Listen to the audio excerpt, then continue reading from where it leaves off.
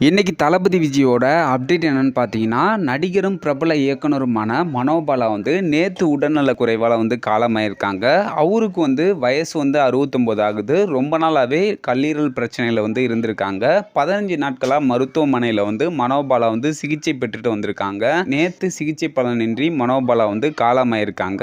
அவரோட இறப்பு சினிமா துறைக்கு மிகப்பெரிய ஒரு அதிர்ச்சியை ஏற்படுத்தியிருக்கு. அவரோட ரசிகர்களும் பிரபலங்களும் இரங்கல் தெரிவிச்சிட்டு வராங்க. மனோபாலாவோட உடலை இன்னைக்கு சரியா 10:30 மணிக்கு வட பழனியில் உள்ள மின் மயானத்துல தகனம் செய்ய போறாங்க. பொதுமக்களும் பிரபலங்களும் அஞ்சலி செலுத்துறதுக்காக இப்ப மனோபாலாவோட உடல் சென்னையில இருக்க அவரோட வீட்டுல வச்சிருக்காங்க. பல பிரபலங்கள் மனோபாலாவுக்கு இரங்கல் தெரிவிச்சிட்டு இருக்காங்க.